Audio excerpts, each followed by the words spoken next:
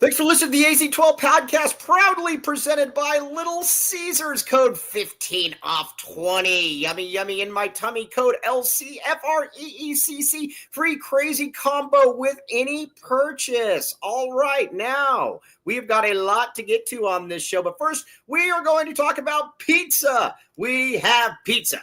We have pizza. We have pizza. Back to pizza, baby. All right, so we got Little Caesars got a couple things going on here, a couple little new shindigs right here. So look at that. All right, look at that piece of pizza right there. Oh, look at that thing. Sheer, engulf that. What is it first? What are you about to eat? This is a cheesesteak pizza. Looks like it's got some cheesesteak on it, peppers, onions, and mushrooms. Let's see here. Yummy, yummy. Look at this. Look at this. It's good. And then instead of tomato sauce, it's cheese sauce. Pretty good. That is really good. I like that idea, too, of having the cheese sauce as opposed to the marinara sauce. I like that. And then, Michael, we have more food. Mm-hmm. We have the puffs, the pizza puffs, yep, which are similar, but in puff form. All right, let me look at this thing. Yummy, yummy. Does that go well in the tummy? Yeah, it's pretty good. All right, look at this. Oh, look at this. Oh, it looks like a muffin or something. All right, check this out. All right, let's do it. It's like a cheesesteak in a muffin. That is quite good. It is good. Very good. All right, that's where you go. Go and get these cheesesteak crazy puffs. All right, cheesesteak crazy puffs. Very, very good. The puffs are different. We like them. And 4 handheld pizzas with seasoned sliced steak and onions, melted cheeses, and topped with Parmesan. Very, very good. Yummy, yummy in my tummy. All right, yeah, go out there and get it. Brad, you need to get some of these things. You got a lot of Rugrats running around the house. I am so disappointed I wasn't able to go get my sneak preview this morning. Well, you know what? It's still there for you. So, yeah. All right. Everybody go out to Little Caesars. It's quite good. Okay, now, we got a lot to get through this show. We're going to talk more about this. We're going to do a trivia thing later on in the show as well. Okay, guys. Arizona beat the, let's see here. Sure, you're good. Yeah. Okay.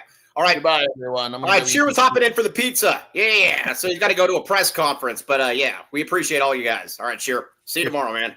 If you're here for Sheer, make sure you stick around. We are doing a giveaway for some of these pizzas and stuff all week long. So make sure you tune in to later on in the show as well. We got a lot to get to. All right, William, first of all, Arizona football. These are 2 straight games where they beat the crap out of somebody. They didn't do that at all last year. It didn't matter who they played. They played NAU. It was close. They played Taiwanese State or whatever school that was. That sucked, too. Brad, this has been 2 butt kickings. I like it. Yeah, I think this is important because they were thorough dominations. And I know there was a little stretch there against Hawaii where Hawaii was running the ball. Didn't last very long. There was a little stretch there where Arizona couldn't keep from holding. And those are concerns.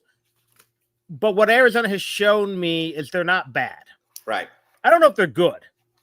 But I was looking at some of the things, and I decided to do a power rating that everyone does. But I did a power rating. Oh, I like it. I see scenarios where I'm using the word M, the letter M. I see scenarios as well, William Brad Alice. Just so I think, else. Yeah, I was hoping for 5 to 6. I think there are scenarios where 8 or 9's on the table. Now, a lot of that depends on what teams do. Yeah. I don't think ASU is as bad as they've looked. They were uninspiring against NAU. They actually, if you take out how they lost against Mississippi State, that's a good loss. A 4-point loss on the road to a bottom half SC. That's still not a bad loss. Brad, they won 2 games last year. It's a bad loss. Come on. Kansas State doesn't look bad. Doesn't look as good as we thought. West Virginia looked awful against Ohio. I think right now, if you have to look at it, probably Arizona's the surprise team on a positive side. Everyone else who's good looks pretty good. I think Baylor might be a little bit of smoke and mirrors. Baylor sucks. I knew Baylor would suck. They should have lost. I don't care. Yeah. Actually, I think I was almost more impressed with them in their loss to Auburn. Yeah. So overall, and to Joseph, I didn't think ASU was the 12th best team in the country. I think ASU's. No, you called it. I got to give you a lot of credit. You and Tony Gimino. We got to give Tony. Yeah, we're going to talk about this. I'm going to give you credit right now. Give you your flowers, and not the flowers that are on those Baggins sandwiches. By the way, everybody. Although those are great too. Yeah, but man, that pizza is really, really good. It looks fabulous. Yeah, and again, it's Brad, just a matter of. Brad, you need to go ahead and get it. It's still there. I had a choice. I could do your show, or I could leave. Yeah, we'll go back and get the pizza later, and then real time it though. Yeah, I will. I will do that. Yeah, I'll film a little video. Yeah. Okay, now, but let's talk. You said this before the season, then we'll get to Arizona here in just a second. You said, and you and Tony Gimino both said this. You said, I'll believe it when I see it when it comes to ASU stringing stuff together. You're like, my entire life, I've heard about this. They're returning everybody. And at the end of the day, they're just like Arizona. You're going to have one good year every 10 years. And then in between, we're going to talk about how we're going to be good and you're just going to be okay. And Brad, so far, that kind of looks on point. To me, they reminded me of Arizona last year, except Arizona collapsed. And I don't think ASU will collapse. I think ASU is a little better. But I think they got lucky in some spots to make the playoff, I think.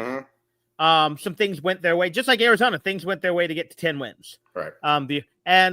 You lose Scadaboo, who's at least a terrific college player. Jury's still out for the NFL.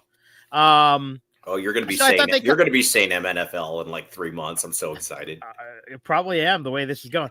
Yeah. But like I said, do I think ASU is still a pretty good football team? I do. I don't think they're a great football team. Right. And to be a top 12 type team, that means you're very good to great.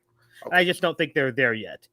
Conversely, Utah's what I thought they were. Iowa State's kind of what I thought they were, although they probably should have put Iowa away. BYU. You didn't watch that game, did you? I watched a lot of that game. You got to remember, the wife's from Iowa. Yeah. You're doing your husbandly work right there. I lived through the Tomey era. It was very similar. Yeah, that's true. That's true. Yeah. Although Tomey's teams, you know what's different about it? I was talking about this with somebody else. Tomey's teams, though, even though they were boring, still had better upside. The really good Tomey teams were going to be better than the really good Iowa teams that'll win 9 games and then get destroyed by a good team that tries to score the football. Iowa is... I can't decide if it would be very easy to be an Iowa fan or maddening. Oh, I would rather go 0-12 than watch Iowa. Iowa, not from an aesthetic standpoint, is Iowa kind of the equivalent of the Suns we grew up with? They're going to be very good every year. They're not going to win anything. They're not going to win anything when they play a good team. It doesn't matter. I grew up. I joke between the Chiefs, the Suns, and the St. Louis Blues.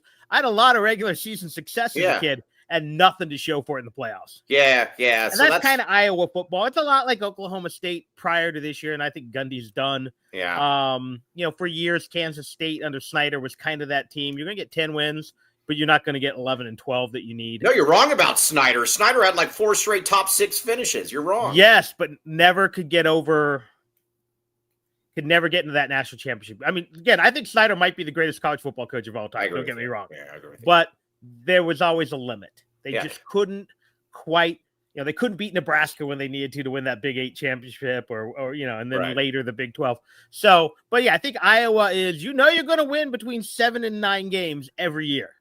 Yeah. Every once in a while, you're going to win 10. You might even play for that Big 10 championship. But Michigan State's going to have a 9-minute, 75-yard drive and plunge it in with 3 seconds left. That's just going to happen. All right, let's talk Arizona. Now, I got to give some people a lot of credit on something here. The big thing was you wanted to get Noah Fifita right in this game. Noah Fifita, I thought, looked fantastic. The other guy, too, that I think it's fair to say is a monster is Javin Watley. Throughout camp, he was the best wide receiver there. He's fast. He's a sprite little water bug. But you saw it on that run, the catch and run, too. He's fast. He's good. That was a good pickup. That was as good a start as Noah could have had. Yeah. I want to see him be better. He was damn near perfect at one point the only incompletion was the drop by Olson in the end zone. Right. Again, Weber State's awful. Let's not pretend they're not. But NAU wasn't very good last year, and Arizona let them hang around. Well, that's what I'm saying. I don't give a crap. I don't care if we're playing whoever we're playing. Last year, Arizona, it didn't matter who Arizona was playing. Look at UCF. UCF was like a 4-win team, and they were playing their 5th-string quarterback, and they still won 56-7. I don't care. It's improvement because I guarantee you this: last year's teams would have not done this. So again, it's still improvement. Yeah, it would have been like 21-6 at the half. They would have had to play Fifita into the fourth quarter. I mean, they were playing Tyler Bray or Heath Bray's son. Right. They were, and Weber left their first string offense. So I was like, they only scored 48, which was disappointing when you looked at, the 70 points that, Texas Tech is putting on everyone. But Weber State left that Boston College transfer in the entire game, and Arizona was going with walk-ons. Yeah. So Arizona, when they had the first string out there, was super efficient. Left some points on the board, mostly due to a drop in those 2 holding calls, but they looked really good. All right, now Joseph, don't worry, we're going to get to Speedy, but Speedy's going to be more tomorrow because that's going to be Speedy's bizarre. He had an awful first game, just awful. It was like a foot and a touch. Yeah, and he's been awesome since. Dude, I'm telling you, guys like he only got 7. A guy like Speedy Loop needs to have 12 to 15 touches per game. I've always felt that. I think it's next to impossible when you put somebody in for like 2 carries a game or something like that. I always liked Speedy. We'll see. I think Arizona's fine at the running back spot, but I always thought that they should have used Speedy more, especially last year. That made no sense to me. I mean, you had Conley, who was okay, but whatever. But that made no sense to me. I never understood that. I think Conley's fine because Conley made an NFL camp. I don't think he made a practice squad. But there still wasn't a re. It wasn't like he was like, oh crap, we can't take him off the field. No, good. and again, the thing I think we always said, there were other ways to use Speedy. Right. You didn't have to use him as a primary running back. Just get him on the field. And his numbers. Slot, and that's wrong, Andy Bryant. Go back and look at his game logs. He actually had some of his best games against ranked teams when he was at the UofA. I looked this up yesterday. But all right. So either way, that's where I'm kind of at with Speedy. Let's get back to Arizona though. I think Arizona. I'm going to say this, and I'm going to keep saying this. I think Arizona's got more than enough skill talent, and I think that's been elevated. I don't know, whatever the word is. But I think that's been very clear through 2 games. And again, these teams are piss poor teams. I get it. Marana could probably beat them. But by the way, shout out Desmond Roebuck, by the way. That was I did not see him playing this early and being a big contributor. 4 catches, 77 yards, and a TD. He's good. But that's what I wish they had kept. Yeah, for sure. Keep home. Yeah, that for sure, no doubt. But as far as Arizona, I look at the skill position players, though, and I'm more than cool with them. I think the running back, you didn't even have Ricino. You had Craig. Ishmael Mahdi ran hard. If Ishmael Mahdi's your 3rd running back, you're in pretty good shape. So, again, while I don't think the freshmen look good. Again. Yeah. That's a beast of a man right there. Yeah. Yeah, so I'm fine with, and again, I think they should have played Speedy more, but the running back room is fine, so I'm not going to cry about it. And then you look at the receivers too. You get Chris Hudson back, you get a whole bunch of. Again, Noah's got options here. It's all going to come down to the offensive line, which we're going to get into in a second. But I'm totally fine with Noah's weapons, though. They're fine. I would like to either, and I didn't see if he even played. I don't know if Burnett played or not, but he's been hurt. Obviously, losing Tyler Powell hurts, but. It's Arizona football. Yeah. Apologies to Ben One White. You can play without a tight end. You can play without a tight end. Yes, exactly. It's ironic because arguably the greatest tight end ever is from here, right? But but you can scheme around, especially in the spread. But they look like they've got 4 to 7 legit receivers. Yeah, and it's weird too. And this is how bad it is because I don't cover recruiting like I used to. I'm still trying to figure out who's who. Right. The guy. It took me a minute to realize that Juju and his other name were different guy. We're the same guy. Same guy. Yeah. Same I'm like, wait, they got 2 guys with the same last name. Oh my god. You mean Nunu? You Nunu? Nunu, not Juju. Yeah. Nunu. It sounds like a baby's nipple, a Nunu or something. Yes. But Nunu's good. I like Nunu. He's very good. Really good. But then you add in, Spivey looks really good. The kid from the other young kid from Florida looks pretty good. Yeah, you got Hyatt looks solid. Wysong, I'm not sold on him, but if that's your 5th guy, right? All right, now Javier's in here to throw a cold noodle on a warm meal. I know we need these wins, Mike Luke, but going forward, we don't need. Arizona needed these cupcake games to get started. Yes, and it was yes, they didn't recruit Dez. It was a mistake. Arizona needs these wins. Arizona needed games like this, in my opinion, to get started. Now you're into Kansas State, but I want to talk about the offensive line because Joseph makes a very good point. And I think that when Joseph makes a good point, we actually need to talk about it. All right, but yeah, let's first though, let's get some reads in here. Let's pay some bills. 88 Crime, my friend. 88 Crime is partnered with the AC12 podcast. How cool is that? Get in there. By the way, hey, Cody, I need you to make a graphic of all the partners. If you could do that today, I'd like to put that out there. 88 Crime. Call 882-7463. It's anonymous. Pima County Attorney's Office. Now, William Brad Alice basically runs the city of Marana, or he did at some point. But let's say that Brad's watching somebody and he's stealing a bunch of stuff that you don't want in. But Brad's like, man, maybe they're related to like Joe Banana or something. I don't want to get in trouble. That's where you call 88 Crime. It's anonymous. Check it out. Need 88 Crime in the ASU student section. All right, check it out. Yes, this one's awesome. I love this read. This is great. Okay, now, all right, back. Yeah, what else we got? Talk to me. All right, back the pipe. Now, maybe you go around and seeing one of these no, it's an 88 Crime breed. All right, now, how's your plumbing going, Brad? It's going okay. No crime there. Yeah, no crime there. Yeah, not until later. 10% off when you mention the AZ12 podcast. And again, all this stuff is going to go out of time. It's all going to go out of style at some point. So again, you need to have Foster Plumbing in there. Again, I don't quite know why that pipe is coming out. That's a very good question that Dennis Walsh always asks. But either way, Danny Foster is the man. Gas, water, sewer repairs, 24/7 service. Yes. Oh, we're going to talk about that tomorrow, Shane. That water heaters, sewer line. Cody, remind me about that as well, please. Licensed, bonded, and insured. Check it out. Okay. Now, Foster Plumbing. Back the pipe. Okay.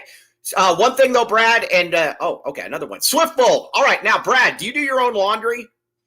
I do. Yeah. All right. I don't think you should anymore. And Tyler's laundry. Brad, I don't think you should do any of that laundry anymore. I think you should outsource it to Swiftfold Mobile Laundry. They're also in Marana. Well, that's right up the road. Yeah, SwiftfoldLaundry.com. And here's the idea, though. You save 10% with the promo code AZ12. Free pickup and delivery. We do the laundry, so you don't have to. Check it out. All right, yeah, get in there. Okay, now, all right, so let's talk a little bit about the offensive line. This is a very good point about the offensive line.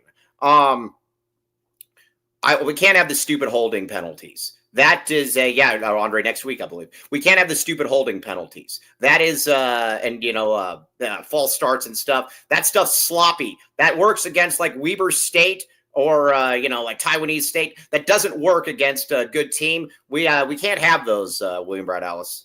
Yeah, I'm hoping, because 2 of them were on Rhino. I'm hoping that's just him kind of being, rusty, a little out of shape because he hasn't been on the field in a while. And, when you get beat, you grab.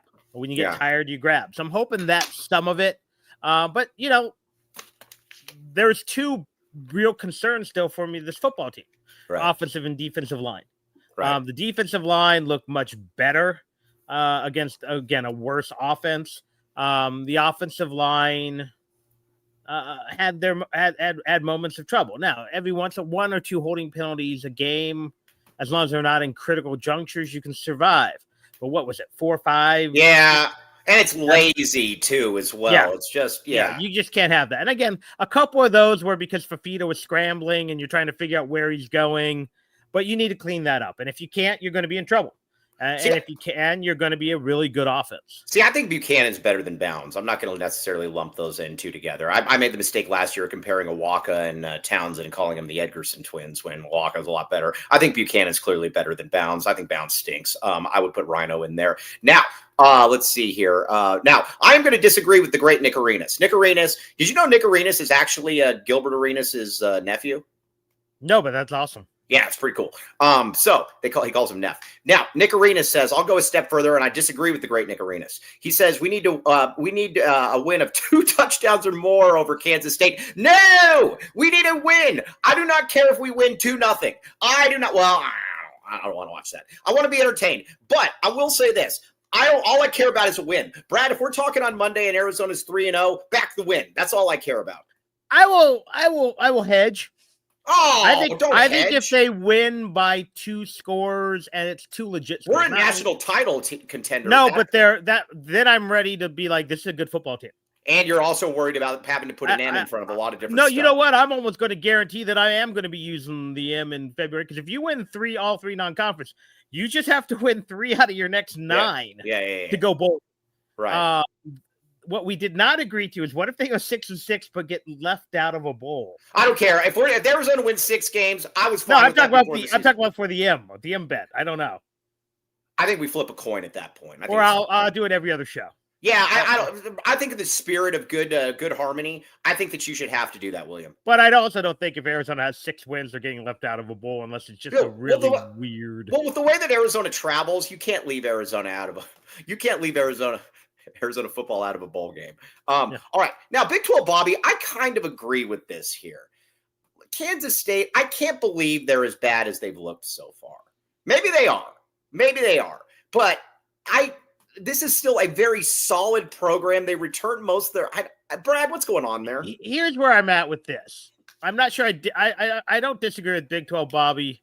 I don't agree with him because one, they basically went toe to toe with Iowa State, right, on a soccer field in the. Yeah, but they look like crap against Kansas State and Army, though.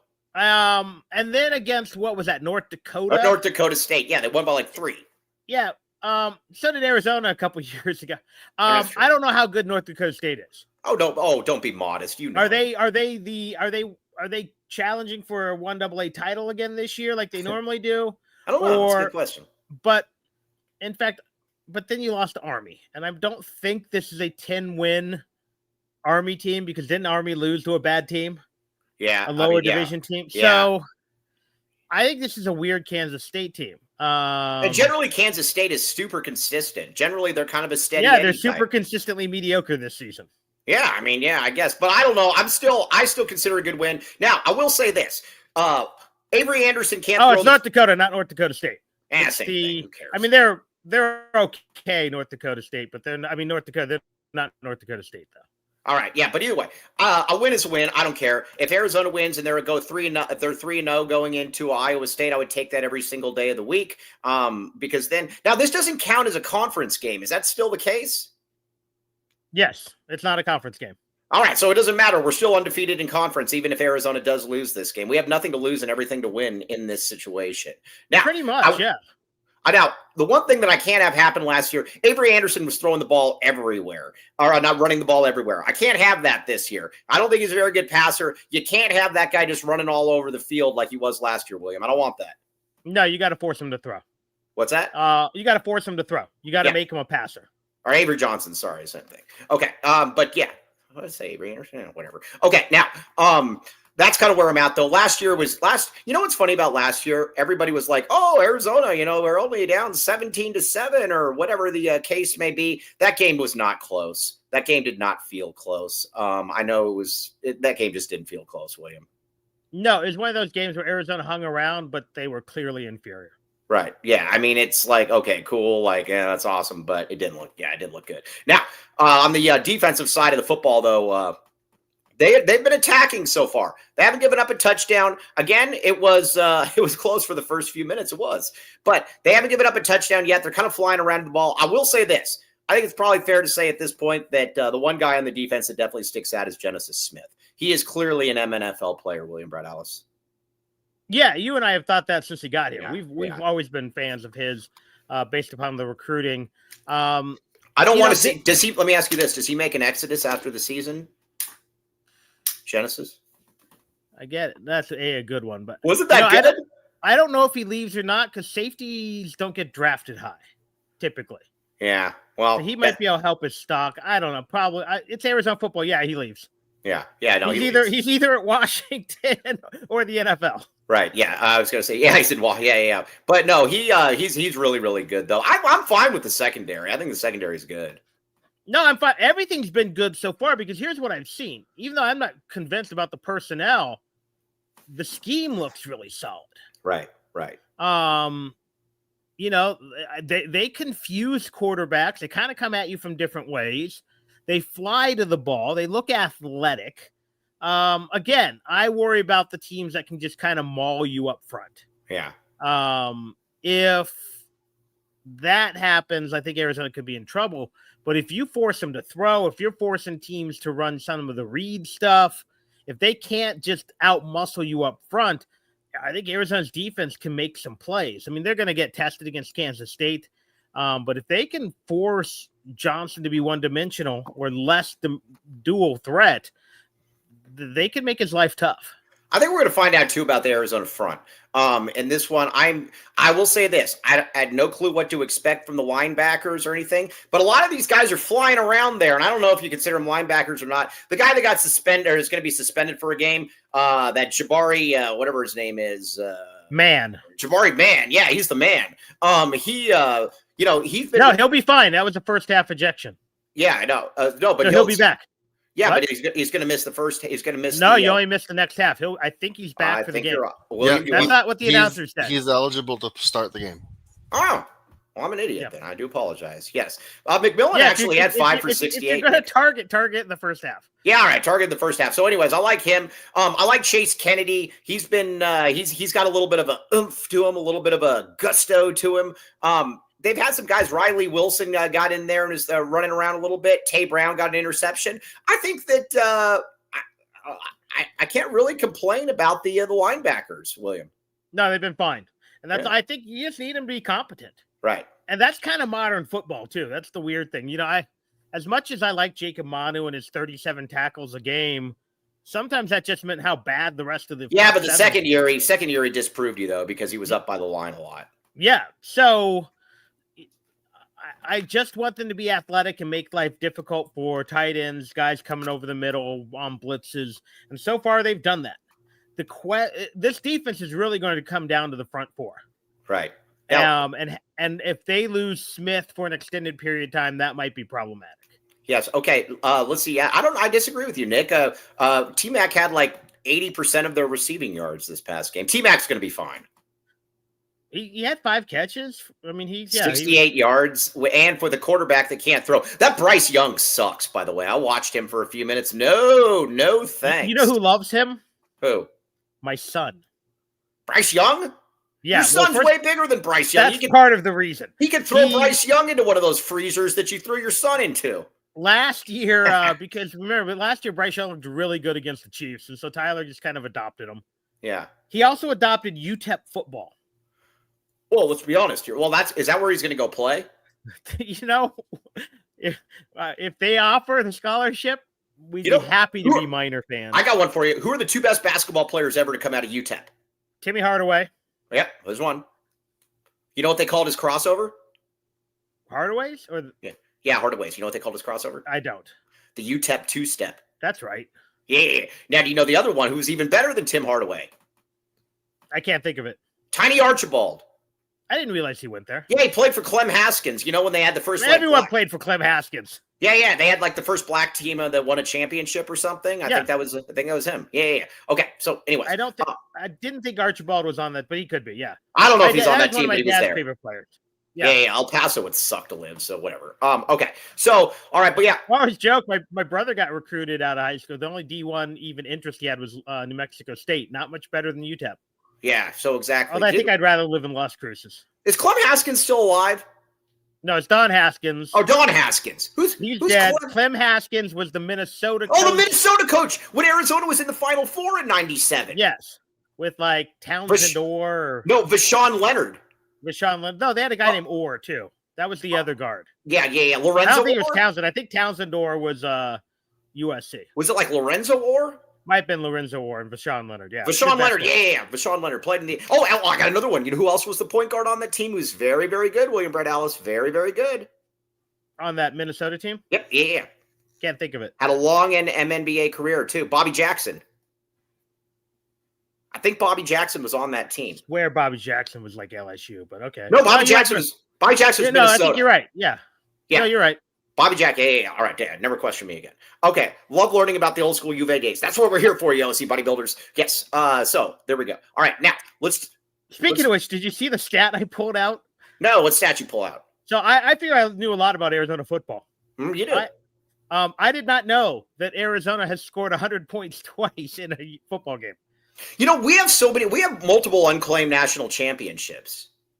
Yeah, in 1920 and 1921, Arizona scored 100 points or more in football games. You know what's funny when you look at pictures of those? I have no doubt that I could have played professional football back then. None. Someone passed away recently, one of the old offensive linemen. Yeah. I think he might have been affiliated with South Point too.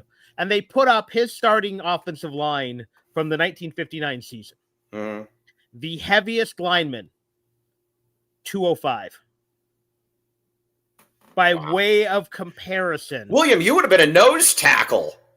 BYU, they played BYU that night. BYU had the heavier line. BYU had 240-pound linemen. Yeah, Bobby Jackson was Minnesota. Told you, take that, Andy Bryant. I am in the conversation. Probably not right now. Well, you would. You're quick twitch and you're girthy.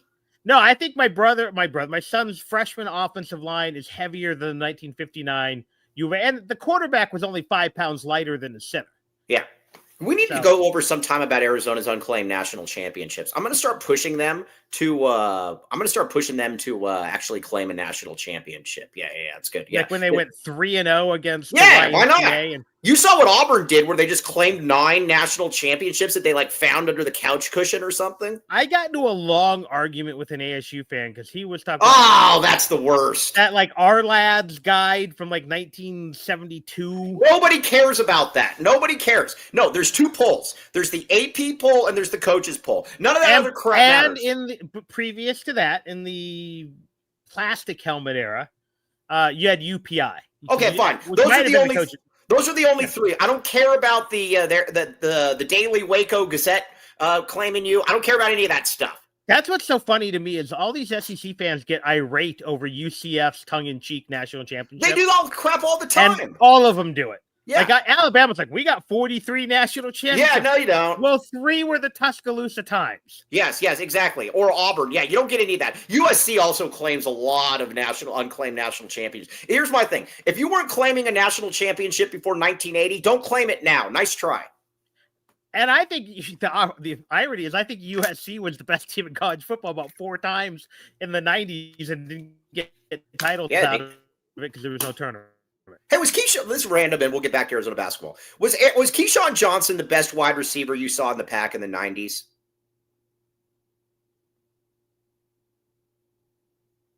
No. Who's better? I'm not even sure he's the best SC receiver. In the 90s? Yeah, Curtis Conway was really good. Keyshawn was the first specimen. But I don't feel like he torched Arizona like some other guys. JJ Stokes. Sabino grad. Oh, Jay's not. Keyshawn was the first pick in the draft. Come on, William. Yeah, but so was Irving Fryer, and none of those guys. Irving Fryer caught for. Watch your mouth. Nebraska great Irving Fryer. He caught for almost 14,000 yards in the MNFL. Bet you didn't know that. He did, but again, I don't know. I'd have to go back and look at who. I feel like Washington had some guys. I feel like go back and look. That's your home guys in the 80s. That's your home. No, 90s. I said that's 90s, your homework assignment. I need you to go back and find a wide receiver in the Pac-10 era that was clearly better than Keyshawn Johnson. Okay, I don't know if I can go clearly, but I'm not sure he was clearly either. Okay, yeah, Keyshawn was the best player in the Pac-12 in the 90s. There were 2 of them. Steve Entman. Yes. Mm-hmm. Should have won the Heisman that year. Mm-hmm. Steve Entman and who else? Bledsoe. Bledsoe was unbelievable. That Copper Bowl he played in, right? Unbelievable. Yeah, no, I'm telling you though. Here. I mean, Key was great. Don't think Key was not great. And yeah, you could. Again, you're going to throw out Junior Seau. You're going to throw out. I'm looking up Keyshawn Johnson's numbers right now. You're going to throw out Tim McDonald. I mean, all those guys. Yeah, but Entman was an alien. Edmund was, and all right. So, anyways, back to it. Edmund was better. All right. Here's Keyshawn Johnson. He played 2 years at USC. First year, 58 catches, 1,200 yards, 22 yards per reception. Then the second one, 90 for 1,300. He was good. He was great. I mean, he was good. I just don't know if he was head and shoulders above 4 or 5 other guys. And he might have been. Again. Okay. I was in college. I'm going to tweet this out of Anthony Gimino, and when he's off. Well, all right. Okay. Anyways, back to Arizona football, though. Looking around the Big 12. All right, let's get a couple reads in here, and then we'll get back to it. Talk to me. That's a good question, Nick Arenas. Copel. Everybody out there go to Copel right now. Well, I mean, I don't know if you can go right now, but if you want to get some very, very good Tucson contemporary Mexican food, 5340 East Broadway Boulevard. Check it out, Suite 100 in the Williams Center. Now, here's the other thing as well. You go there and you mention Mike Luke, you can get a free dessert. Yummy in my tummy. But look at this stuff. Look at all this food, and this is a great place to go with the This is a great place to go for a, like I said, for a nice date, for a good lunch. And look at that drink right there. Look at that smoke coming out of it. That thing looks amazing, William. Look at that thing. I'm seeing something for everyone in my family in that picture. There is something for everybody in your family, including the burger. Yes, I was going to say, check it out. You got good cake. You can get a free dessert as well. So again, go in there and check it out. Copal, Tucson's contemporary Mexican food, right in the Williams Center. It is awesome. Yummy. Okay, now.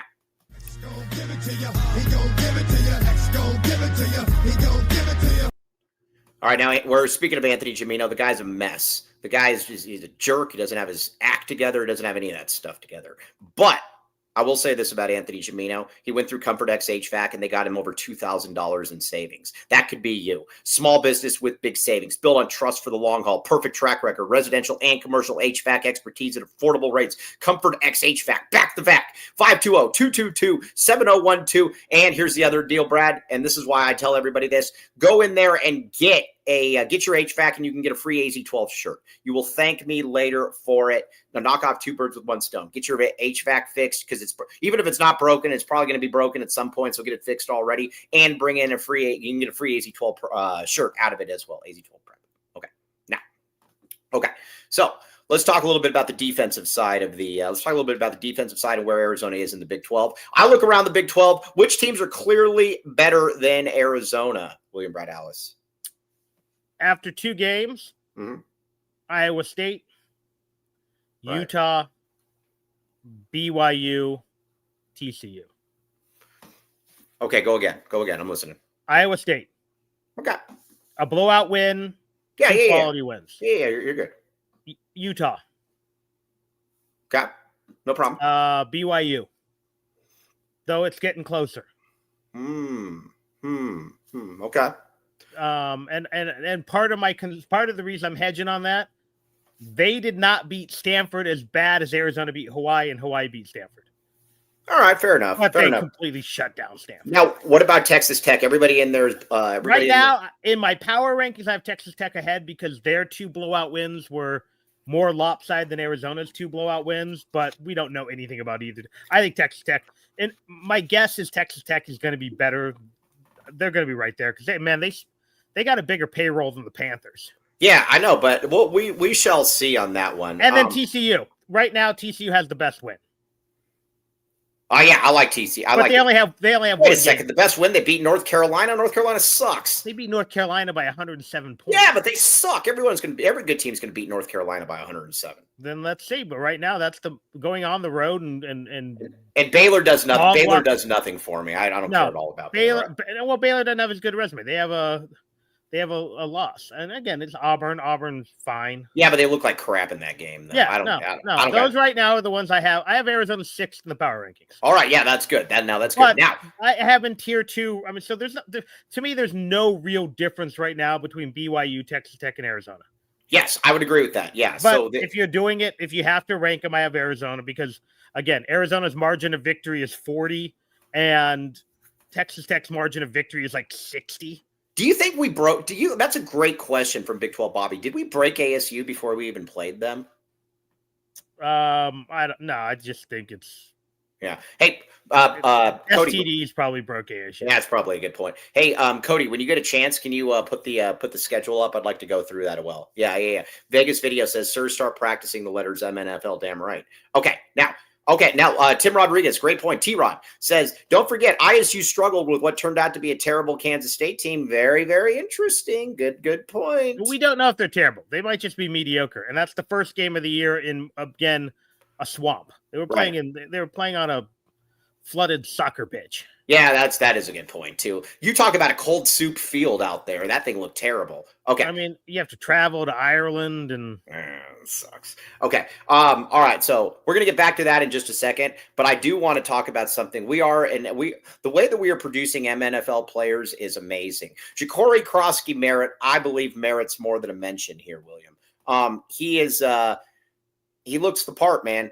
When you release or when you trade a guy that's a 900-yard back that's 24 years old or whatever, like they did with Brian Robinson, Ja'Cory Krosky-Merritt, 10 carries, 82 yards, a TD. I think that's your running back. I think that's the whatever they are. I think that's the Commanders. I think that's the Commanders starting running back.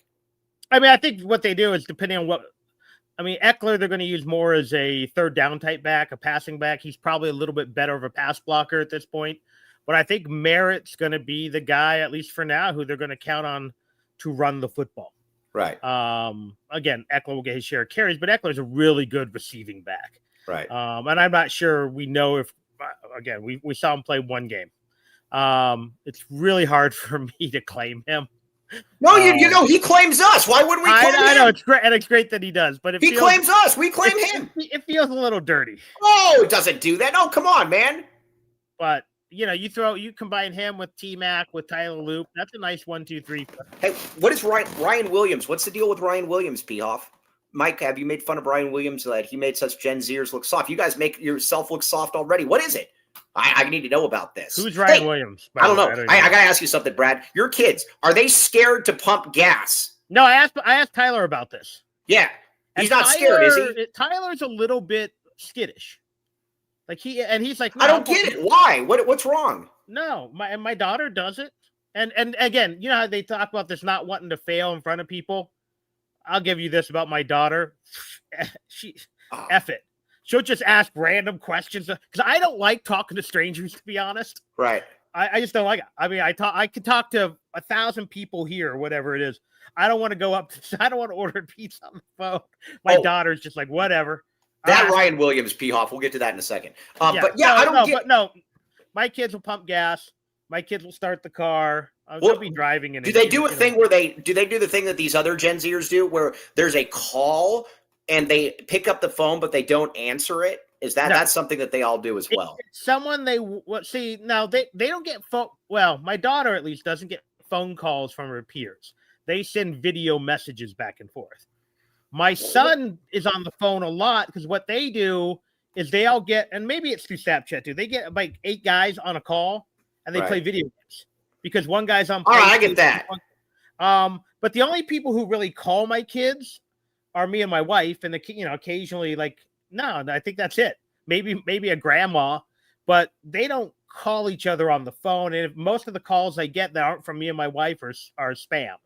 Right. So they don't answer a lot of phone calls, but they don't get phone calls. Yeah. All right. That's fair. But at least, all right. Well, the pumping gas thing is definitely something that I'm keeping an eye on. Okay. Let's look at this schedule right here. And then we're going to get back to the MNFL stuff. All right. So you got Arizona. You got Arizona beat Hawaii and Weber State. All right. Now you got Kansas State. Right now, I am backing Arizona against Kansas State. I think Arizona's going to beat Kansas State. What say you, William?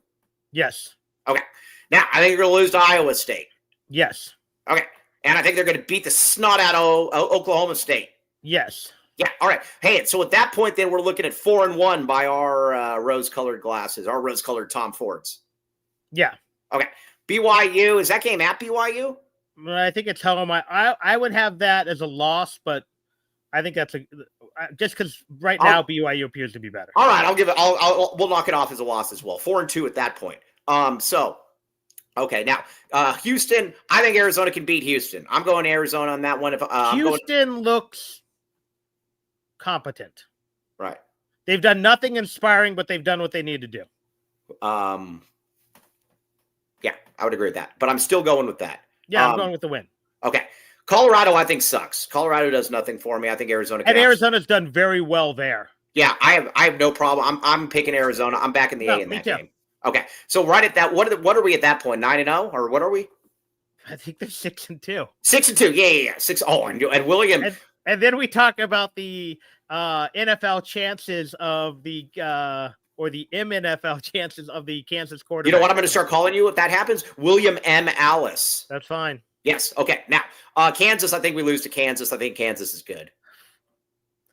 I think the fact that Arizona gets them at home. Ooh, you're going 7-2. I like it. That's sexy. I feel like if they beat Kansas, that means they probably lost to Colorado. Okay. All right. Well, law of averages somewhere, but yeah, Kansas fell apart against Missouri, and Missouri's good. Yeah, but they fell apart at the end. Yeah, I think Kansas is pretty good. I like Kansas. I think Arizona beats Cincinnati.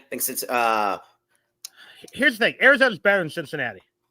That's going to be a cold road game. Oh, is that game in like where is November. Cincinnati? Oh, it's in Cincinnati, duh. And if it's a night game, that thing could be 25 degrees. Yeah, but the thing about it though, don't you imagine that Arizona's going to travel pretty heartily to that game though? A lot of fans. No. Who wants to go to Cincinnati? Yeah, that's a good point. Now Baylor, talk about a place nobody wants to go to. Waco, Texas. Yuck. That's a home game though. Yuck. We do not want to go to Baylor. I would refuse to go to Waco. That's Not a doing home it. game though. Hey, is Ken Starr still their president? I don't know. You know Ken Starr. You remember Ken Oh Starr? yeah. Star Report. Gen Zers have no clue who Ken Starr is. Okay. Here's what I know about Baylor. They suck. They had a coach who covered up a murder in the 90s, Yeah. and my college roommate's girlfriend went there. And didn't Art Briles also like basically didn't he like Covered cover up some rape, sexual assault and stuff? And again, that's what sucks. Because Briles could coach. Briles is an awesome coach, but yeah, he's a putz though. Yeah. All right, A lot of bad guys at that super religious school. I was going to say, yeah, exactly. I like Waco. Oh, yuck. Okay, now I think there's a realistic possibility Arizona has 3 losses going into the ASU game. Hey, if we're 7-2 going into if we're 7-2, we got to be ranked at that point, aren't we? Probably. I met Ken Starr at Pepperdine Law School. I know you're a Patriot, Dennis Walsh, but Ken Starr. Okay, now. All right, so let's see here. Now there's a very realistic possibility Arizona is 7-4 or 8-3 going into that ASU game. Dude, and at that point, I don't even think we care about. I don't even think we care about basketball season. We're all in on football. Can Arizona sneak into the playoffs at that point?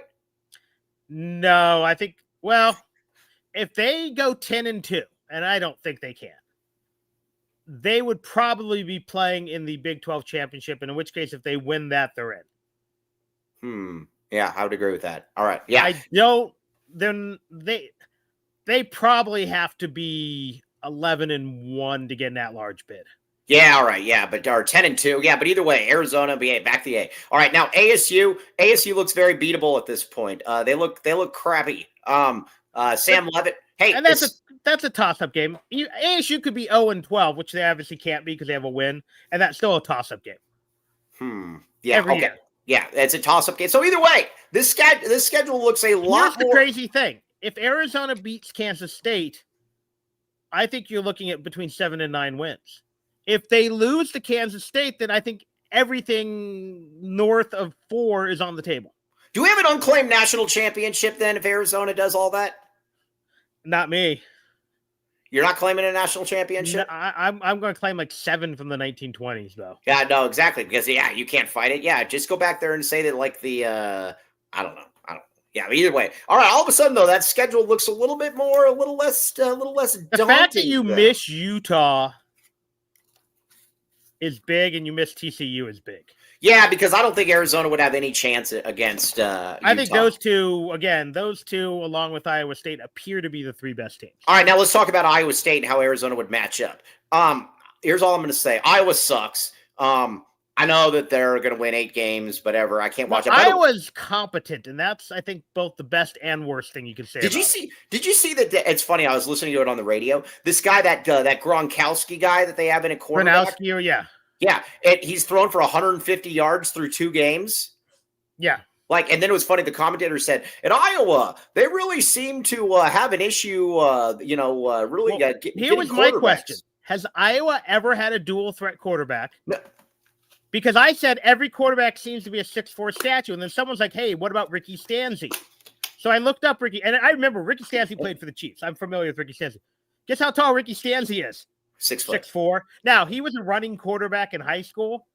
He finished his college career with -3 yards rushing. So, well, again, if I'm Iowa, I'm going to Texas, and I am looking for a 6'1" dual threat quarterback, preferably a lefty who can run. And I'm going to blow the minds of, remember Brad Smith at Missouri? Yeah. Oh, yeah. I love Brad Smith. Another dual threat quarterback. Put him in Iowa, and maybe Iowa can win some. Yeah, I don't know. Put Tommy Frazier in there. That's what they need to do. They need. I mean, but I'm just trying to think of a guy who's like Iowa compatible. but Missouri at the time was like a 7-win program. Brad Smith. Find me that guy. Like they should have, who the Irish should have brought in as a transfer instead of that Michigan stiff? McLeod. Oh, McLeod's good. Yeah. Yeah. They should. No, they absolutely should. They need a guy who can run. Big 12 Bobby, hey, you're trying to dampen this down. I think we were overstating our feels on wins over Hawaii and Weber State. Hey, listen, if we turn out to suck like we thought we were before the season, there'll be plenty of time to embrace that. I say we embrace. I didn't say we embrace the optimism right now. That's where I'm at. But I also thought this is why the Kansas State game is so important. We'll know more about the Kansas State game is incredibly important. And again, I don't really care. I just want to win in that game. If Arizona somehow wins that game, then I'm totally cool with it. That's all I care about. Yeah. Yeah, all right. That's pretty much it. Now, as far as the offense goes, though, Brad, and again, I know that it's Weber State, but what are going into the Kansas State game? Is the offensive line your biggest concern against Kansas State? Yes. Yeah. My only concern on offense, because I think they may have turned to page 2 of the playbook, but they certainly didn't get to page 3. Right. Yeah. So, and again, I will agree. Bounds doesn't do a lot for me. What do you think about the interior of the O-line so far? So far, so good. Yeah, it's the tackles that worry me a little bit, to be honest. Yeah, Arizona. Yeah, and again, they haven't been awful. The holding penalties have been from. Right. I mean, they've had pressure on Fifita 3-4 times. Yeah, yeah, you can't have that against. But again, I don't know. They're playing. Hawaii seemed competent, at least size wise, and Weber State was just bad. And keep in mind too, Hawaii. This is something that everybody is underrating about that Hawaii win that a lot of people have. Hawaii also beat Stanford already. Yes, not as bad as BYU did. Man, Stanford. That's it. That was it. You know what's funny about Stanford? That was an easy one to see. David Shaw, like the last 5 years, turned into Iowa, where it's like. And Arizona fans can understand. How about you don't fire your coach after the new year? Oh, that was really, really stupid. Yes. I mean, I know he's your boy, but firing Rich Rod in January was bad. No, I disagree. Troy Tate. Who's Troy Tate or Troy Taylor? Yeah. No, I agree. I've always thought that. Isn't Troy Taylor? I love it. Troy Taylor, he got fired. I like I said, I like Dave a great deal. I wouldn't have fired Rich Rod. I would have never fired Rich Rod. I wanted Rich Rod here for eternity. I would have given him a lifetime contract. If you're gonna fire Rich Rod, you had to fire him for cause and not paid him. Yeah, no, exactly. Yeah, I would not have. I would not. But have I'm done not sure that was Dave's call. I don't think it was Dave's call. Yeah. And again, I thought you were going to get the Kevin Sumlin revenge tour. Right. Not the Kevin Sumlin, I'm going to cash my check tour. Yeah, the Kevin Sumlin, I'm going to be hanging out at a Total Wine tour. Yes. I thought Kevin Sumlin was going to be like, Texas Tech, you racist people who left notes on my door. You're paying me $8 million. I'm going to Arizona to show you. You shouldn't have gotten rid of him. Oh, no. We found out Kevin Sumlin's character. No, we found that out very quickly. Yeah, Chuba did get steamrolled that last game. So I will. Chuba's going to be a much better food blogger than I think football player. Yeah, you know what's funny? I was listening to a little bit of the Panthers the other day or yesterday as well, and it's funny every time they said and Chuba with the touchdown or whatever, and all I could think about was our Chuba instead of Chuba Hubbard. Yeah, Iowa State running back, by the way. Yeah. Wasn't Chuba Hubbard? Was it? Is he originally from Arizona?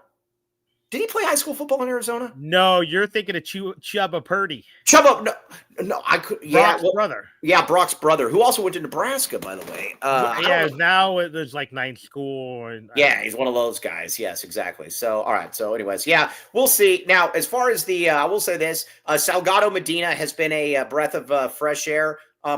Here, and Big 12 Bobby, it's a great question. People ask this all the time. KO would destroy Sumlin in a drinking contest. Here's why.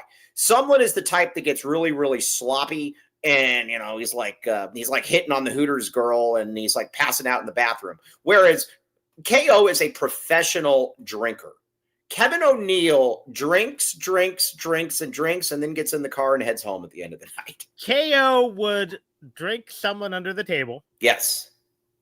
Phone in a radio report to Knicks basketball or the Raptors basketball network. On a game he didn't watch. Yeah.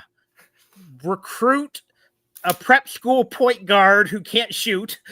Right. Correct. and then go home and make sweet love to his hip hop star wife. Yeah. No.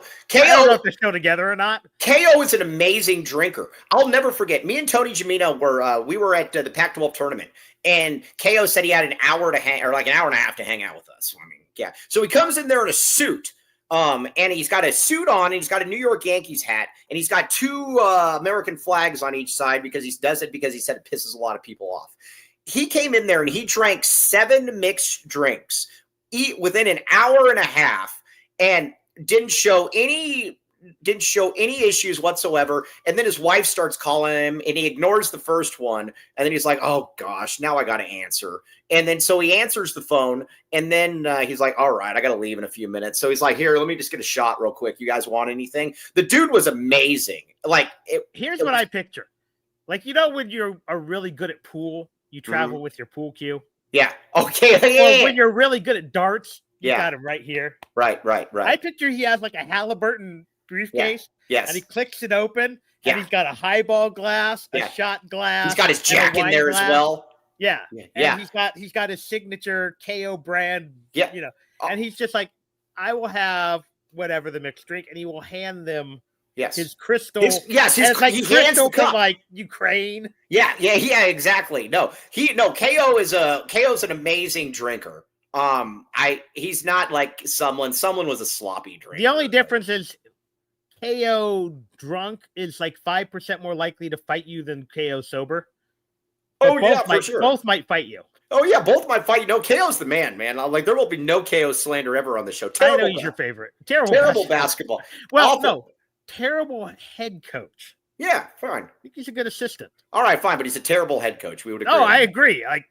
I'll never forget this. When we were playing, first of all, there's 2 things. This guy had a team with Nick Wise, Jared Bayless, Chase Budinger, and Jordan Hill, and managed to turn it into a 19-15 team.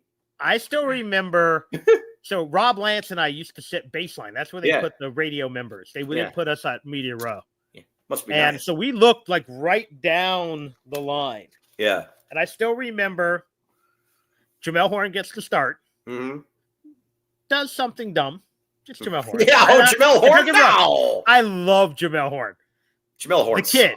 Yeah. The kid. Right. He Johnny gets Horn off, says hi. he sits on the bench, looks down at Fendi and goes, Yep. never got back in the game. Never got Guy back in the game. started, played 4 minutes. Right. By the way, I got another Arizona one. lost by 15. But I also like Jamel Horn. It's the only guy I've ever seen intentionally foul with the game tied 2 different times within 4 games. It was impressive. Yeah, he also had one of the greatest dunks of all time in that upset against Kansas, too. Oh no, he did. I mean, Jamel was just not smart. I think Jamel Not was, basketball smart. How about that? I think he panicked. Fair And enough. I really had wished what of all the Arizona teams that fell short of the Final Four, I wish he had hit that 3. Yeah. That would have redeemed his whole career. By the way, there's 2. I got 2 funny KO stories about how bad he was, and we'll get back to real stuff. First of all, I really like the you and it's funny because I was board hopping for you and Rob at the time. You guys cracked me up because I thought I was the only one that noticed it. Running in circles. I'll let you explain the story, but the first time I heard this, because keep in mind, Brad and Rob are on the radio. I'm just running the boards and ever answering the phone. I thought I was the only one that ever noticed how stupid this was. And you guys said it, and I'm like, man, these guys are awesome. But go ahead, tell the story. It's very good. Arizona again. Was Nick Wise closer to the worst point guard of the 21st century? I'll take him. Well, I'll take him over Shakur all day. But he's still wildly athletic kid and a good player. Not a great, but good player. Jared Bayless is arguably one of the 3 most talented freshmen ever to play at Arizona. Correct. Chase Budinger was a little bit of a disappointment. I blame whatever someone did to him. He was soft, but he was very good. He got whatever happened to him between senior year and getting mono in Canada. He wasn't the same guy, but he was still an NBA player. You have those 3 guys. Solid point guard, Jordan Hill. But Jordan Hill goes down low. They run the 3 and sometimes 4-man weave at the top of the key. Yes. Essentially just running circles for 30 of the 35 seconds, and then half the time jacking up off-balance shots. Yes. It was terrible to watch. It was, and had you run Lute's motion offense, Tommy's motion offense, that team averages 90. Yeah. They may give up 95. Even Sean Miller micromanaging those guys, they probably shoot 65%, 60% from the floor because they would get open looks. As long as Bayless didn't freelance a la Trier, a la Lions. Well, no, but he didn't really do that. He just put his head down and just went to the basket each time. I love Jared Bayless. You could have played Miller's restrictive system, but they were going to get open looks from it. Now, the worst defense. Instead, they just ran in circles. I've never seen them. The thing that annoyed me the most, or one of the things that annoyed me the most, was his defense against, I'll never forget, Jeff Pendergraph for ASU. He's a 7-foot center. He's good. 95 pounds, though? Yeah, 95 pounds, whatever. Yeah, but he played in the NBA for a couple of years. A good player.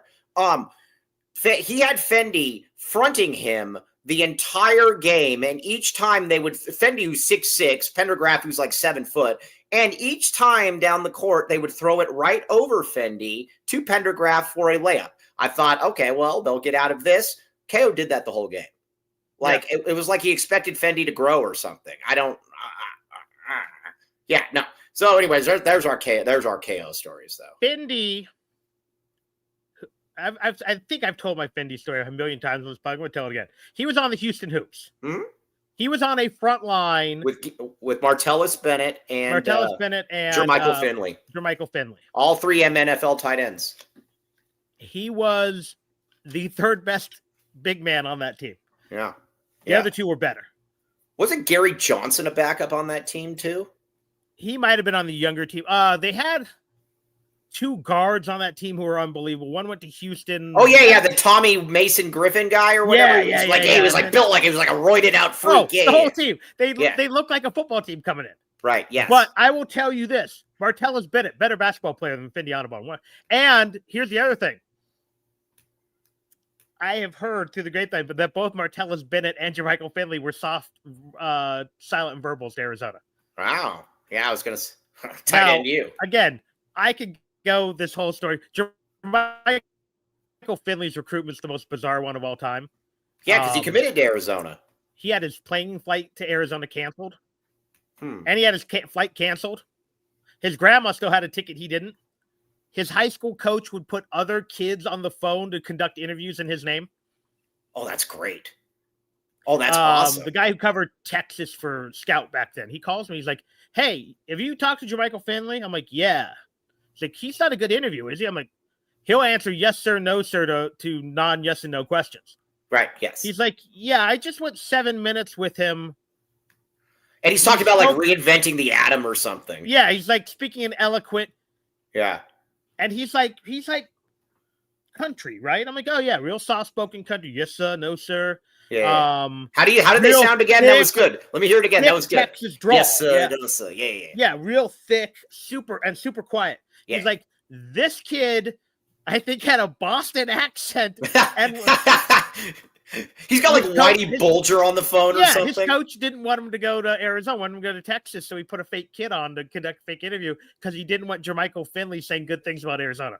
Interesting. Yeah. Interesting. Okay. Yeah. Crazy. Yeah, no, that's I was going to say. Yeah, also, I like when he had Fendi go one-on-one with Kevin Love. That was also a curious move as well. So, anyways, KO the man. We like KO. Okay, let's get a couple reads in here. We're going to get back to football. We're like hanging out with KO. I know you still want to coach my basketball. No, yeah. No, like I said, it was amazing, too. And, like, he swears like a drunken sailor. He swears like he's at RJ's Frozen Cactus, and he's just been consuming all this great food, and he's like, I want more, not less. All right, now RJ's Frozen Cactus, Red Hot Beer Ice or Red Hot Sports Ice Cold Beer.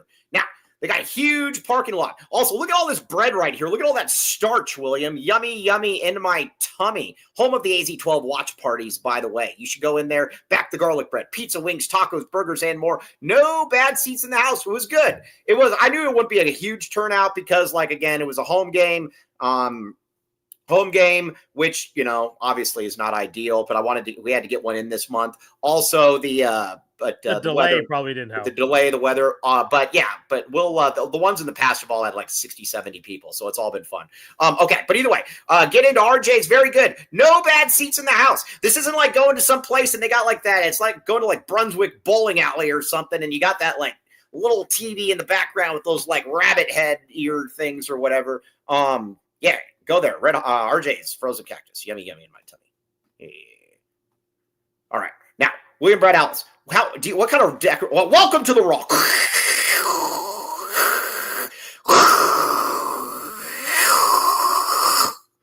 All right, William. What kind of rock do you have in your front yard? I got both lava rock and river rocks. Ooh, but they could maybe use some sprucing up. I may need to go Ooh. may need to go walk down the street to go look at Green Valley. You need to real time a trip down there. That'd be awesome. All right, 2 convenient locations: Tucson plus Green Valley. 50 plus locally sourced landscaping materials serving residents and contractors. East is Benson, Sierra Vista, west to Marana, south to Nogales, north to Oracle, or they will deliver to William Brad Alice. Check it out. Yes, I might be too close. They may be like, just come get it yourself. Right. Yes. Your wheelbarrow. Yes. Nick Arena. Nick Arena's stuff. Yes. Okay. Did I miss the Copel already? No. Yeah, you already did miss the Copel. Joseph was at Copel. We're going to talk about that. Or he didn't go there. We took a picture of it. Green Valley Decorative Rock. Back the rock, baby. Back the rock. It was first segment. Yeah, first segment. Get in there. Get in there. Okay. Now, got anything else we're good? Yeah, I think we're good. Okay. All right. All right. Now, Longview. Hey, I'm going to endorse William Brad Alice right now, right here, as one of the dons of the Arizona sports scene. I grew up reading William Brad Alice, John Schuster, Doug Carr, and Mordich, Cat Tracks. Cat Tracks was easily the best thing going and all out. I like that, and I can't believe I'm going to say this, but Hanson's Sunday Notes. Those were the two. Must goes for me. And so again, I will endorse Brad Alice and everything that he has done. I will not endorse Andre Veras. Not going to do it. I will not do it, but I will highly recommend if you're trying, got a young family and you're trying to get it situated, check it out. The life's getting better. Andre Veras is going to help you. Again, Cat Tracks, I had a subscription to Cat Tracks. I actually, you know what, next time you come on the show, I've got over 70 Cat Tracks magazines that are saved. It's very, very fun. You may have more than me. Yeah. A lot of them, unfortunately, got lost. Well, yeah, no, I have whatever ones you need. If you need any of them, let me know. But I do have all the cool hardback edition yearbooks, football and basketball yearbooks that I worked on. Hey, I got a funny story for you. I don't think it doesn't really matter. Do you know the story about how, well, either way, Longview, go to Longview, get in there, give Andre a call at 520-325-3456. I did endorse Andre Veras.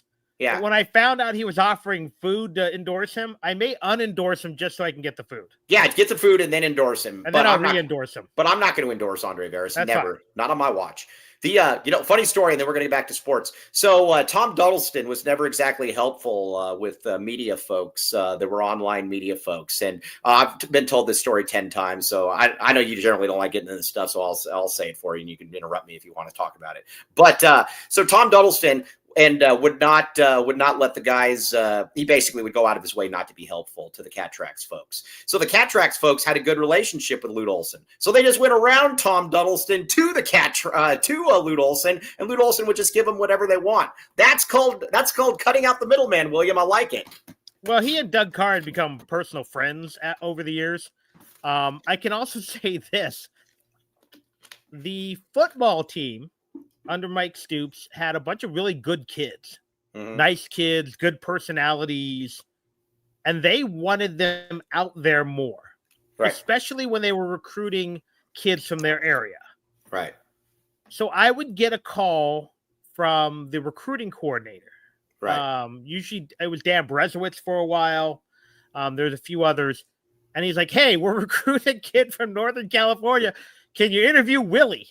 Yeah. I'm like, yeah, sure. So they would set up the interview, and I would go out and do usually an audio interview with William, put up the audio, and then do the transcript. And then a few weeks later, they'd be like, "Hey, Spencer Larson's coming back from Chile. Will you like to interview him?" I like your Spanish accent, Chile.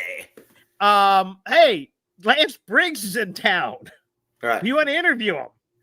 Yeah. Yeah, you're like, so yeah, the recruiting coordinator and he's gonna kill me. I can't think of her name. Stoops' secretary. I can't think of her name. Yeah, I can't remember. Her husband talks to me all the time on Twitter. She's best lady ever. She later became Andy Lopez's secretary. She would just call and be like, "Hey, did you know Willie and Terry Longbottom's thwarted a crime on campus today?" Yeah, no, that was a great story. No, like, I thought it was Xavier Smith and Terry Longbonds. No, it was definitely Willie. I thought it was Willie and Terry's, or it might have been Willie and Z. Either way. Yeah. I'm like, no, but let me know. Or she's like, hey, so today the Camp Wildcats had a group of special needs kids on campus. So Willie grabbed 5 players, came into my office, grabbed a stack of posters, and went and hung out with them all day. Right. I'm like, stuff like that. Oh, like who set that up? Willie. Yeah. No, I know. Yeah, but So, I just like that you had to. I just like that everybody on the media had to go around Dud. It's very funny. yeah, it was. And again, I by the end got along with Dud, but I had to work my butt off. Yeah, he just makes things difficult for no reason. That's all I would say. Okay, now I got something else I got to ask you about here, Brad. When getting back to football, so Arizona's now 3-0 in land acknowledgement games.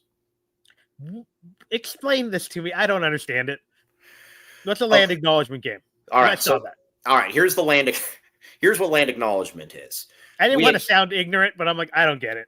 We acknowledge what they do is this. We acknowledge, here's what they say. We acknowledge that we stole your land. We are not giving it back to you, but we acknowledge that we have stolen it. That's what it is. So, so that's what they do. To me, I do not understand that. That's like somebody coming to my house saying, hey, I stole your house from you.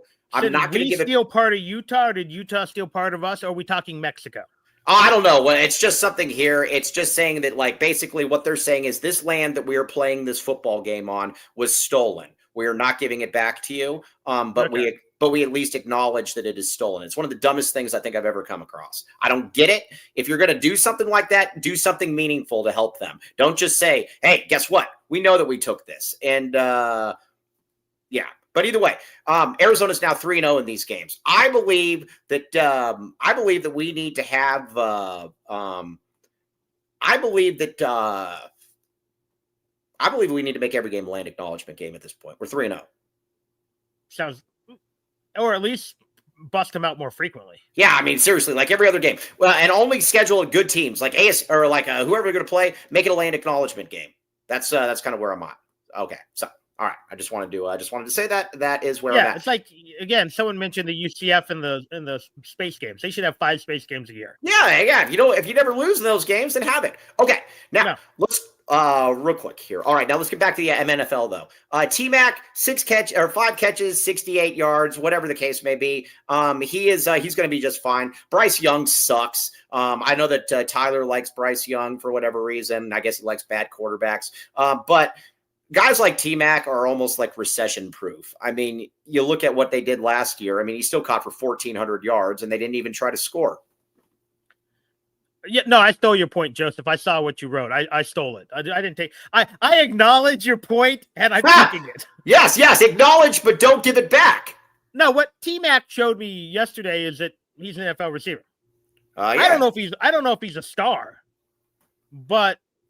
He's got the best chance. I'll put it to you like this. He's got the best chance of any Arizona Wildcat wide receiver ever of being a star in the NFL. Yeah, because we've seen there's still some first-round draft picks who are struggling to find playing time. And again, bad team, I get it, but he made catches. Right. He just showed me he's going to be around at least injury-free for 8 to 10 years. Right. Now, will he be Larry Fitzgerald or will he be Darnell Robinson? I don't know, but he's playing for a while. Yeah, he's playing for a while, and again, when you invest the 8th pick in the draft, it's going to be good. All right, now, seeing 4 on the field feels weird. They should have retired it for a couple of years. Yeah, everybody wants the. What do you think is more important? Sometimes the hammer meets the anvil. Dennis Walsh is a huge. He has a big problem with delay. I love Dennis Walsh. I think he's an idiot on this. I don't care about delay. But Dennis Walsh hates delay. Arizona is now 2-0 in the lay and 3-0 without the lay and 3-0 in land acknowledgement games. Which one do you think has more staying power? Here's what I think. Knowing that the lay comes directly from the families, but I think the problem is I think it's they give them the lays that like have no flowers on them or very few. Right. I think the family should just give them a garish Party Central, whatever that place is called, plastic lay. Yeah. All right. Well, either way, I don't care about the lay. I think I think with land acknowledgement, I think we just need to make every game a land acknowledgement game. That's kind of where I'm at. I don't want to overdo it. I want to save it for special occasions. No, not Weber State. Gronk was the most obvious U of A pro. I think Chris McAllister was the most obvious U of A pro I ever saw. That's kind of where I'm at. Okay. Now, I would say this because of the back injuries. T-Mac was T-Mac a better MNFL prospect than Chris Mack? Not T-Mac. I'm sorry, McAllister. Chris Mack, yeah. Chris Mack was the one that was just like, that guy's totally. But, obviously, Chris McAllister was just a very good pro. He was never a star, unfortunately. He was a first-team All-Pro. Yeah, but more often than not, he was the second corner on some really good defenses. No, he was generally the best corner. What are you talking about? On the Ravens? Yes, he was. Yeah. Look it up. You're wrong. I'll have to look that up. You will look it up. You were wrong. Basically, again, the 8 Raven games I watched during that era, all I heard about was the linebacker. Yeah. Well, yeah, he's the greatest middle linebacker of all time. So, and got away with murder. Yeah. Well, hey. Okay. T-Mac is it. Dude, Joseph, you didn't. Hey, I got a question for you here. If you got a Gen Zer that comes to you like Joseph, so here's a story for you. Joseph knows nothing about basketball. He admits this. He believes that Shaquille O'Neal wasn't that good and that he just feasted on scrubs, which we've been over. But the thing that he is mad at me because I didn't include Salim Stoudemire as one of my 5 best point guards in U of A history. We've talked about this. Little did he know that he wasn't even a point guard at the U of A. How do you not know what position Salim Stoudemire played at the U of A? How do you not know that? I am a Salim Stoudemire fanboy. Of course. He might be my favorite player of all time. Of course, I get it. He was and not other a point than guard. Spot minutes at the point because he needed to fill in for Jason Gardner playing 39 minutes a game. Right. He was a 2-guard. It's like saying that I'm trying to think of an example here. It's like saying that Derek Williams is the best small forward in school history or something. It was just like I don't know. It was crazy though. Like when he said that, I was just kind of like, yeah, I don't really know what to say to you at this point. And then he kept trying to convince me that he was a point guard. And I'm like, oh, really? You're going to convince me that he was a point guard. So what was a combo guard? Hey, I got one for you. I think technically you could call him a combo because he would slide to the point every once in a while. But he was a 2-guard. He put the shooting in shooting guard. Yes, exactly. Yes, exactly. Jason Gardner, I'll give you an idea. Jason Gardner was the point guard with him for half his career. Jason Gardner never came off the court. Jason Gardner also played point guard the entire time. So, Joseph, be better. That's all I'm asking from you. Be better. Can't believe you did. All right. Now, okay. So, where are we at now? Let's talk a little bit of Arizona. Let's talk a little bit of Arizona basketball. Arizona, I don't know if I can break this or not, but Arizona's going to have some big games this coming season. Going to have some very nice. I've heard rumors that they may have scheduled a few good teams. Yeah, big. Yeah, they did. Big Monday. Now, let me ask you this: hey, Cody, do we have reads? Do we still have reads? Because I want to get to some basketball. I feel like there's at least 3. Yeah, I feel like there's still some. I feel like we got Aris Dental, Baggins, and the one where we can't see. Yeah. Oh, holy moly. I think you're spot on. I think those are the 3. Yes. Okay. Now, Baggins. Use code AZ12 for 50% off. Dennis Walsh is going to go to Baggins. Dennis Walsh, we need real times with Baggins. You were I think Dennis Walsh is going to make Brennan a lay out of those flowers. He should. Dennis Walsh should make a celebratory. That is a great idea. Dennis Walsh should make a celebratory lay out of those Baggins flowers and give it to Brent Brennan. Even better, he should make me a lay out of the cold cuts, and I'll eat it during a game. I like that. Yeah, get the bag. And guess what? You can also get cookie dough with it as well, William. Cookie dough, yummy, yummy in William's tummy as well. You can make your own cookies. Have you ever made your own cookies? Sure. All right. Yeah. You know what I like to make homemade? I haven't done it in years. What? Pizookies. What's a pizookie? You get the cookie dough, you put it in the cast iron pan. You don't cook it all the way like they have. It's like the cookie pizza. You've never had those? I've never had it. No, it sounds great though. I don't want to tell you the restaurants you can get them at because that's free advertising. But go ahead, tell it. Nobody, go ahead. Old Chicago used to have them. BJ's has them. Really? Oregano's has them. Pizookies. Interesting. And then you put ice cream on top, Mike. Yeah, you put ice cream on top. A Pizookie and a BJ. Awesome. I will take it. Yes. Pizookie. Ever been to a BJ's? Interesting. I'll take it. Yeah. Yummies. Yummy in my tummy. And Mike, I mean the restaurant Oregano's, not street slang for something else you might enjoy. Nah, I don't think I would never. Get your mind out of the gutter. Get your mind out of the gutter, young man. All right, Tech Vagons, get in there. Yummy. Okay, now, what else do we got? All right, talk to me. Eris Dental. All right, now, look at this. All right, the championship package. Brad, did I tell you about that I'm going to have the championship package? No. All right, so I had to have a root canal when I was like 8. And like this tooth back here, I think it's basically dead, he said. And like they're going to have to do all that other stuff. So we are going to live stream the taking out of the tooth and the insertion of the championship package. It's all going to be live streamed. I'm very curious if people are going to watch it, but this is going to be, everybody will be able to see it. Now, you can also get it. Generally, you got to pay like $25,000 or something like that to be able to get an implant or whatever. Or go to one of those countries where KO gets the crystal for his tequila. Yeah. You don't want to go to like an Eastern Europe country with a bunch of potholes and like where they're looking for like uranium in this ground or something. You don't want to do any of that. So either way, check it out though. Go to Eris Dental, 1997. You will thank me later. Championship package. Now, did we confirm, is that really Land's sister there in the picture? Yeah, I don't know if Land's lying or not, but supposedly that's his sister. And so we started talking about the woman in the background with the blurry face, and then supposedly that's his wife. And then so now there's a third one that we need to focus on. Do you see the one over her right ear, whoever that is? Yes. Yes. That looks almost like it's on the wall, though, like it's a picture. Right, yes. The championship package. No, we're going to be live streaming. No, I'm just wondering if they're all part of the live stream. I mean, that might get some extra. Yeah, it's all going to be. I don't mean to disrespect Land, but his sister. Yeah. I was going to say solid. Yeah, solid. Yeah, you know, the wife inspiring us to all be dentists someday. Yeah, no, exactly. So again, go Land the man with the master plan. We will live stream it. Okay, now what else do we got? Yeah. What else do we got? All right, now, Brad, I can't see you anywhere. Where'd you go? Brad. Best I've looked on in weeks. Holy moly, I can't find you anywhere. Okay, see. Okay. Sorry, mouth fart. Okay, now Arizona Primary Eye Care, now part of the My Eye Doctor Network. 4 locations for routine exams, optical options to fit all budgets and styles. 60+ insurance is accepted. Back the eye. Same day urgent visits. 520-322-2713. Hey, look at these Tom Fords right here, man. Look at these things, Brad. I know they're cool. Hey, I do have a question. If you use your Tyler, before I realized you had this endorsement, got glasses. He won't wear them. Yeah. He needs to correct his vision for baseball. Can I take the prescription for the glasses and go get some contacts at Arizona Primary Care? Yes, you can. Yes, you can.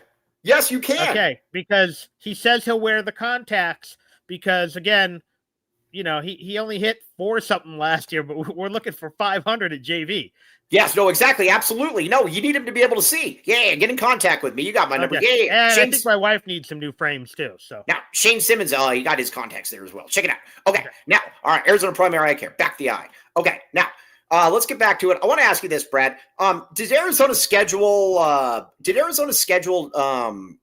too hard this year? Because they're basically I'm just asking. Do you think, I like it. I think we've gotten to the point where as long as they don't completely tank in conference, 2 extra losses in the non-conference isn't going to hurt their seeding. Right. I mean, look at some of those SEC teams last year. Yeah. Yeah. And now, granted, they won most of their non-conference games. But yeah, I think, I think a loss to, and I'm trying to remember who they play, UConn and do they have Alabama again? I don't know. Yeah, I think I got that. It's better than beating Weber in Hawaii. Or whatever the basketball equivalent is. Well, also, we're not going into there with. We're also not going into there without our guns. Without our guns, holstered. I like it. I think this team's ready to go. I think they're going to beat Florida as well. I think they're going to beat Florida. I'm totally fine with that. What do you say? Are you good? Florida's got that Martian though. Have you seen that kid? He's like 9 feet tall. He's got like tentacles coming out of his ears. Yeah. And then who'd they steal? One of the really good young point guards they got to transfer in there. They're good. Yeah. No, they're good. And that coach is actually good as well. So it's good though. I like. But they only won a national. Yeah, they won a national championship. Hey, they're better than their football team. Yeah, they've won 3 national titles in the last 15 years. Those jerks. or last like 20 years. I feel like we don't talk about Florida basketball enough, and oddly enough, UConn basketball enough. Right. Because UConn's won it now with 3 coaches. Right. No, I believe that UConn to me is whatever you want to call it. UConn has won 6 national championships in the last 25 years. They were winning a national championship basically once every 5 seasons. And we're a D2 school in like 1979. I believe that Jim Calhoun is about the best program builder in like world history. Yeah, I mean, his program building at UConn is so good it actually tarnishes Lute's image a little. No, it does. I mean, it really does. Yeah.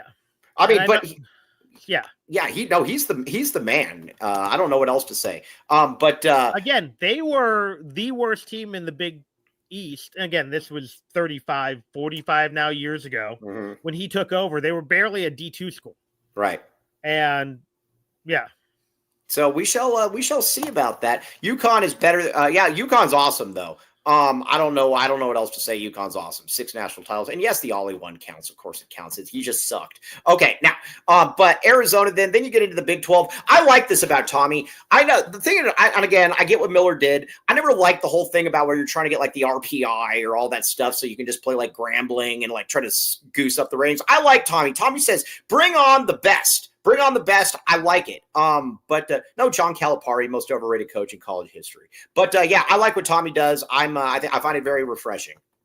Yeah, I mean, yeah, of course you do. He does what Lute did.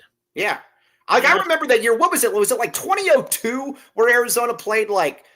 It was a schedule comparable to this. I want to say, or was it 2002? It was 02 coming off. It was coming off the national title game, right? Yeah, and they opened in a tournament against Florida and Maryland. Yeah, and they played. I was going to say, but they had. Yeah, I mean, they played a ton of teams. That to me is still Lute's greatest coaching job. You know what I think Lute's greatest coaching job was? I believe that it was the year after 98. No, excuse me. I believe that it was the year after 94, 95. I believe that when 95 was really good too. Yeah, because you had lost Damon. Nobody had any expectations for that team. I think it was the first time they weren't ranked in like 15 years going into the preseason. And you had, let's be honest here. I love Ben Davis. He was the runner-up to, Sharif for the player of the year. But it wasn't like Ben was this like all-time UofA guy. He was just really, really good. You had Reggie, you had Corey, you had Miles as a sophomore. Miles and Dickerson as young guys. Yeah, young guys. JB killed him when he went out for the because that team made the Sweet 16 and lost to Kansas by 3. I thought that was an awesome coaching job. No, that 02, 99, those are right there. The 1-2, the 90, that 1-2 where you had JT and AJ and then all the freshmen. That one was that was an awesome one as well. Yeah. No, Sharif was the man. He was really, really good at college. Okay. That's why I miss Cal being good at basketball. Yeah, dude. You know what's funny? Cal had a run where they had like 15 conference players of the year or something. Well, here's what every year they'd have some 6'5" 2-guard or wingman who could ball. Ed Gray, just down the line. Like, and you forget about him now because Jason Kidd and Sharif get all the headlines. But they always had that guy. Whatever I was thinking, you had Jason Kidd, you had Lamont Murray. Murray was awesome. You had, Todd Bozeman was basically Will Wade before all of this stuff. Todd Bozeman was awesome. He basically cheated and brought in everybody, and everybody knew why the heck are these guys going to Cal? But nobody. Yeah. So you had Jason Kidd, you had Lamont Murray, you had Sharif. Who was the Mexican guy that won the the conference player of the year? You remember what I'm talking about? The Mexican guy. Exactly who you're talking about. Who was that? Gosh. I can't think of it, but I know exactly who you're talking about because everyone used long hair. Everyone used to mispronounce his name, and it drove a buddy of mine crazy. Everybody in there, find out who this was. This is driving me. No, not Tony Gonzalez. No, but he played there too. It was like Jorge Rodriguez or something, but that wasn't it. It was Jorge, but it wasn't. It was like a G one. Jorge Gutierrez. Yeah. Yes. But again, I can't think of, but like Ed Gray, there were like 3 other guys just like Ed Gray. Alan Crabb, 6'5", could shoot, could drive. Right. Knew where the weight room was. Yes. Yeah. All right, yeah. Gutierrez. They Jorge also had Gutierrez. that guy you hated. I mean, they had Oh. Randy Duck. Oh, Randy Duck. Yeah, They had that British He had the guy. slicked back hair with the high socks. They had Yes. a British guy. Yeah. Or was Duck the British guy? I don't know. I think Duck was from like Dallas or something. Yeah. Hey, do you remember Anwar McQueen? Yes. Yeah, he was vaguely, like, but yes. He's like a point guard or something. Yeah. Yes. So This is anyway. what the show descends into. Us Yeah. just naming, and everyone on the side participates. Yes, awesome. You guys are great. All right, on that note, though, everybody go to Little Caesars right now. Yummy, yummy in my tummy. This is a great deal going on. Yeah, Anwar McQueen. Yeah, I knew it. Okay, everybody go. Hey, remember, you know who else they brought in? He was like a top 10 player in the country, and they cheated, and he turned out not to be good. Who's the lefty point guard? He was like 6'6". The one from Oakland. No. Oh, no. He's from California. He's from And like he wound Boston. up at Fresno with all the other guys. Yeah, he ran with all the other criminals. Who was that?